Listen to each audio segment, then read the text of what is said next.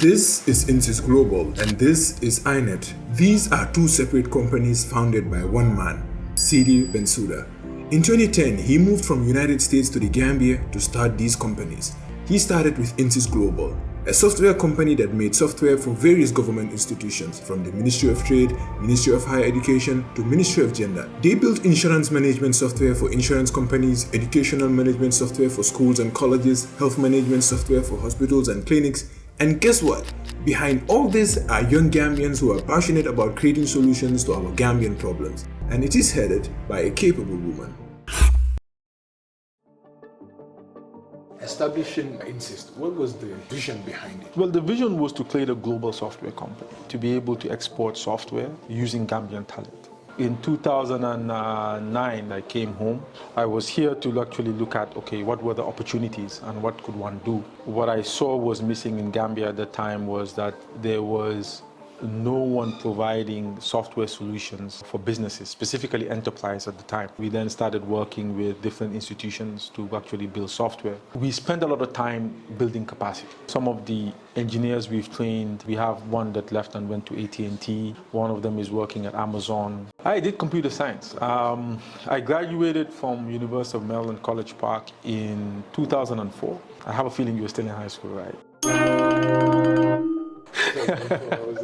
Yeah, so I graduated in 2004 and then I started working as a software engineer. And I had just turned 20 when I started working as a software engineer for a company in Maryland. So I was the youngest staff they had and they were processing my green card. I had gotten married and had to decide, do I settle down in the US or do I come home? I felt that ultimately I wanted to be home, and that I would be able to add more value in Gambia than I would be able to add in the US. They're not short of engineers, right? They're not short of talent, but here we are short of talent. And today, between Inet and Insys, I think we have just over 100, almost 110 employees. And it is possible to do it in the US, right? But would it have the same impact?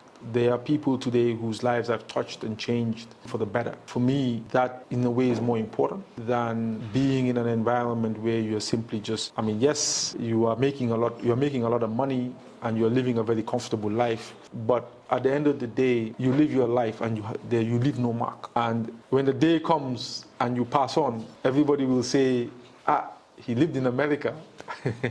You know, but here at least I believe that when the day comes, people will look back and say, hey, look, he touched our lives and he made a difference. And I think ultimately that's what's important. In 2015, CD founded Inet, a company that provides internet connectivity for homes and offices. At first, both Inet and Insys coexisted in this same space, and CD was the CEO of both. But in 2021, Insys and Inet became two separate entities. Now, CD is the CEO of Inet and Dr. Jojo is the CEO of Insys. And since then, she has been driving change with her team, providing solutions to our everyday problems. My name is Dr. Jojo Tambedu and I'm the current CEO of Insys Global and co-founder of Africhula. I am also the chair for the Sector Skills Council for ICT in the Gambia. So Gano, I want to ask you a question. If you saw a man in the street, I don't want to say a woman, so I'll say a man, in the street just dancing randomly, what would you think? Yeah, I assume that he's mad or something. Yeah, so you'll assume that he's not okay, he's mad, right? However, when you actually see him wearing headphones, what would you think? He's okay, he's listening to music. Yes, that he's listening to a tune that you can't hear. And that is entrepreneurship, right? A lot of the times, the person that is dancing to the tune, you would think, everyone else would think that they're mad because they have a vision and you know what you're trying to achieve, but other people need not understand what you're trying to achieve. This is what we have to fight daily. This is our own jihad. We get out of bed daily. We try to lift others to build a nation and impact change in a very difficult environment. Every week on the news, we see images of Africans crossing the Mediterranean in search of better opportunities, and some dying as a result. Others held captives and sold into slavery, and we remain in our comfort zones because it does not affect us. We need to make other people's businesses our own. We are all linked somehow. I want to share like a short story of a British Nigerian doctor who traveled to Nigeria with her sister, and whilst they were there, they were in an isolated area, and her sister fell ill. And sadly, the sister passed away, so she returned back home and started an air ambulance venture. We have also heard of many outstanding Gambian medical professionals abroad who felt helpless when their family members fell ill. They couldn't do anything about it. So you cannot take everyone with you. So it's important to build our system as this is our homeland, especially the education and the health systems. And I think with technology, we can solve most of the challenges we face as Gambians. Personally, I think tech is like magic. I'm sure you believe so too, right? Yeah. You can have an idea and voila, we have engineers on site that can bring it to life. How cool is that? That's pretty cool. So at Insys Global, we do not only provide technology solutions, but we have also evolved into ecosystem builders as we recognize that the Gambia ecosystem is not there yet.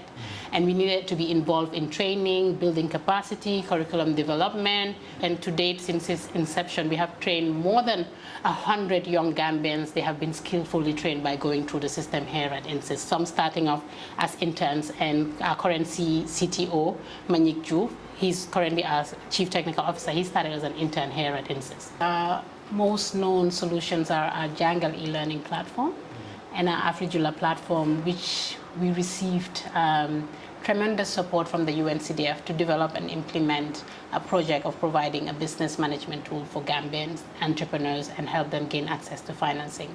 And to date, we have over 10,000 users, and we have trained 9,000 Gambians on digital and financial literacy combined, thanks to the funding we receive from them. Entrepreneurship and innovation will drive change, and we need to support the ecosystem as much as we can. But also, we can also try to advocate for entrepreneurship and innovation for all we want, but if our products and our services as Gambians are not consumed, then there's no point.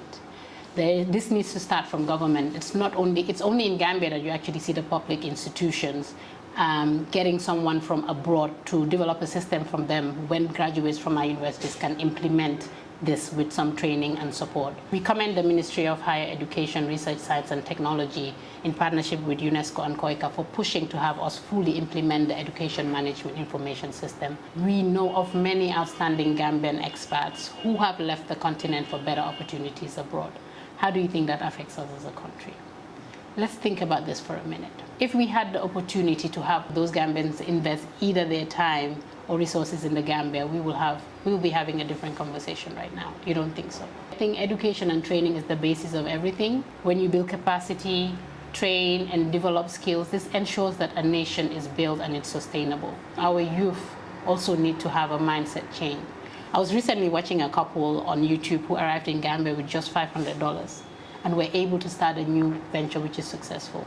Whilst we have many young Gambians paying traffickers thousands of dollars to go through the back way to Europe, what if they use those funds they had to work hard and start a new venture? I'm not saying that Gambia is not full of its challenges. It is. We all know that. But let us see these challenges and our frustrations as opportunities. Let's come up with solutions. An entrepreneurial society will thrive. A learned society will not settle for mediocrity and injustice. And as we look forward to the future to build the skills of the next generation, I think we need to prioritize the STEM fields. My take-home message for all Gambians, especially the young ones, is that everyone experiences challenges along the way, but it's how you react when you face a hurdle that sets people apart. We should all insist on finding our purpose and impacting change.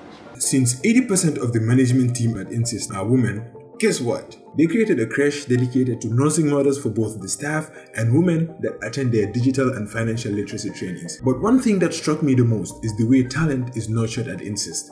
Imagine this guy. He started as an intern and now he is the CTO. My journey at Insys started back in 2011.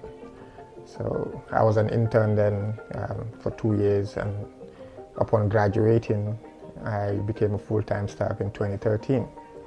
And I've since risen through the ranks to the level of Chief Technology Officer.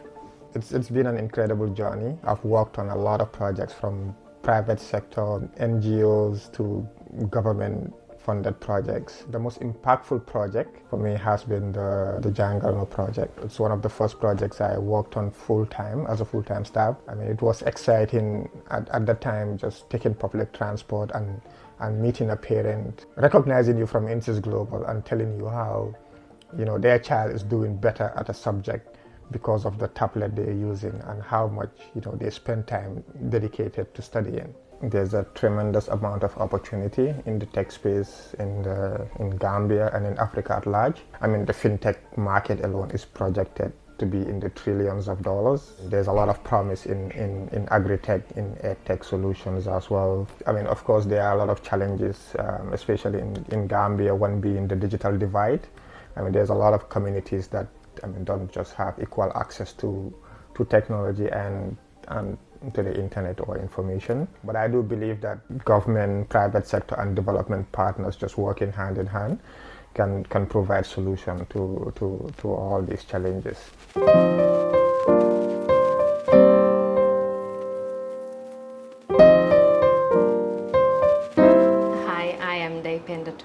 And I currently head the marketing, PR and communications department at Insys Global. Globally, the digital revolution is well underway. It is imperative that we deeply understand the unique challenges and opportunities that our context presents. Only then can we design solutions that are actually relevant, effective and sustainable in the long run. Every solution provided here at Insys Global, from Afrijula to Jangal, all of them play an instrumental role in the socio-economic development of our country. Tell me about the challenges. I'm sure there's lots of challenges along the way. Challenges is life, right? I mean, if there were no challenges, then there would be no opportunity.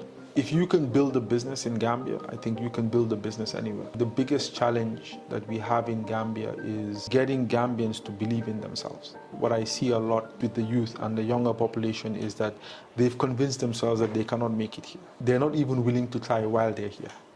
They have to leave. As long as they don't leave and nobody's talking to them about leaving, they're not interested. Ultimately, that shuts them out to opportunity. One of my biggest frustrations since I've been home is we feel the need to bring somebody else to do what we should be doing. I've had permanent secretaries or ministers tell me that, well, yeah, we give Gambians opportunity, but they don't succeed. And my answer to them, if we don't believe in each other, then we are lost as a people. I mean, I see so many people come, set up ideas, set up initiatives, and they're not able to succeed. Why is that? It's simple. When a young guy comes with, or a young girl comes with an idea and a vision and energy, they find themselves in an environment where nobody is willing to reciprocate that energy, or nobody is willing to actually just try them out. Instead, what a lot of times they're greeted with, lidumuna dofi, yo kangafi. No, li fog isi international mudefko. We have extremely talented Gambians all over the world. IDB, ADB, World Bank. You have Gambians setting up businesses successfully in the US, in Germany, in Europe. The Gambians are successful everywhere but in Gambia. But why? The same Gambian, the same entity, outside, does well, comes home, cannot seem to get any traction. We are unwilling in Gambia to encourage and empower each other and to actually be able to demonstrate to the younger generation that, hey, look, you can be successful here and you can actually make it here. And I think that requires a mindset change and a belief in ourselves. And even if you do not feel that you can, allow others to. What started as a software company has now grown and gave birth to an internet company. But how or why did it happen? In 2013, we were working with the World Bank on the Gambia Competitiveness Project, and the idea was to deploy an education system, e-learning platform for schools. We ran into endless challenges with internet connectivity, with power, etc. And it became apparent that, okay, look, if we were ever going to be successful at deploying cloud services in Gambia, we had to overcome the internet problem. At the time, the cheapest internet that you could get was $4,000 for 1 meg. This was in 2013. By 2015, we realized that, okay, look, if we want to solve this problem, we actually have to participate. And I think it was really when Inet entered the internet business that internet in Gambia started to change. We introduced 5 meg for 2.5. Now it's a common, everybody goes, I want 5 meg for 2.5. But we introduced that in 2018. Today you see so many ISPs. We actually made that possible because we actually worked with Pura to allow open access for ACE, to allow new entrants into the market and to allow competition, because ultimately the more people online, the more we are able to leverage technology for our own economic benefit. Yeah, because I agree with that. Sometimes you have some videos to edit, you have something to work on, but your internet, you have to just upload something and then go to bed overnight and you come back, it's 41%. So there's that problem. That problem. Yeah, I mean, it's changing. I mean, the honest truth is that it's expensive. Each tower costs, I mean, on average, $50,000 to deploy a tower. To be honest, with the demand that people have today, you need to have towers almost every 2 kilometers in order to actually provide people the broadband access that they need. You also have to run a lot of cables in the ground and lay a lot of infrastructure, and this costs. In Gambia, it can be challenging because, like the road constructions are happening and they're cutting cables every now and then. As you're doing this, there are the challenge. Electricity is a problem. That cost could actually come down if we had stable power. But believe it or not, at every base station you have solar, you have a generator, you have NAWEC, all in order to keep that tower running. It's ridiculously expensive. But you also have to, and Gambians have to take heart. If you look back from 2018 to now, internet has become a lot cheaper. In 2010, 1 meg was $4,000. Most Gambians could not afford internet. Let's put it that way. Because what do you do with 1 meg? Today, we are at 5 meg, 2.5. And I think that closer to 2025, you'll actually start seeing 10 meg, 15 meg packages becoming more and more fairly affordable. But it has to be in line with infrastructure. The more towers that are built, the cheaper internet will become.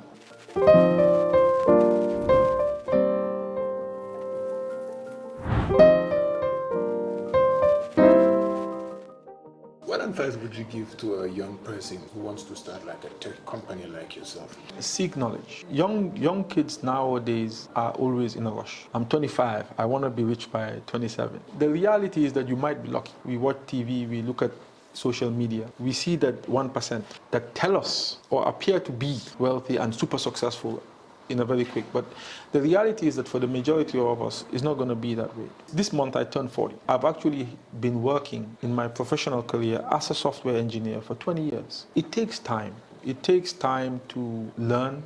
It takes time to build your skills, then eventually be able to capitalize on and make money. Building a company is hard. What you realize that when you're starting out, it's just you. You wake up one morning, you decide to do it this way. But when you become CEO, you actually find that your job is not to do the work. Your job is to be able to provide a strategic vision and get others to do the work. And that's hard. It requires being able to see a little bit into the future. Experience teaches you this. So for a young guy starting out, you need to be willing to give yourself this time. But also, secondly, find a niche. A lot of times when I see young guys starting out in the IT field, they just look at what the next guy is doing and they jump and say, I'm going to do that. So what you end up finding is that you find 10 companies saying, I'm providing HR software. You have 10 companies saying, I'm providing an e-commerce site. It takes a lot more than just putting up a UI and saying, hey, here I have X, Y, and Z. It takes a lot more than that. You have to go through that learning phase. You have to go through that guidance phase where you're working under experts and knowledgeable people to actually learn. University teaches you to think and absorb ideas. It doesn't teach you to be good at your craft, and I think it's having that patience and that willingness to be guided by others that I think a lot of the young generation, especially those starting out, don't have. If you find value in this video, subscribe to this channel, like the video and share it. Here are the people driving change and developing solutions that fit our context. I insist on inspiring change.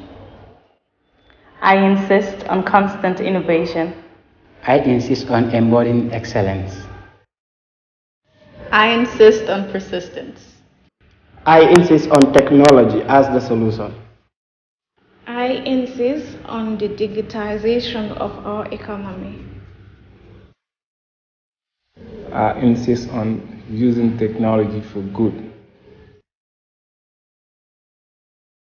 I insist on business development. I insist on being an agent of change. I insist on efficiency. I insist on debugging codes. I insist on delivering perfection. I insist on coding with a purpose. I insist on continuous self-improvement. I insist on learning. I insist on the digital revolution. I insist on setting the standard. I insist on staying and fighting. I insist on a better Gambia. I insist on breaking barriers. I insist on quality. I insist on making it happen. I insist on gaining expertise. I insist on code documentation.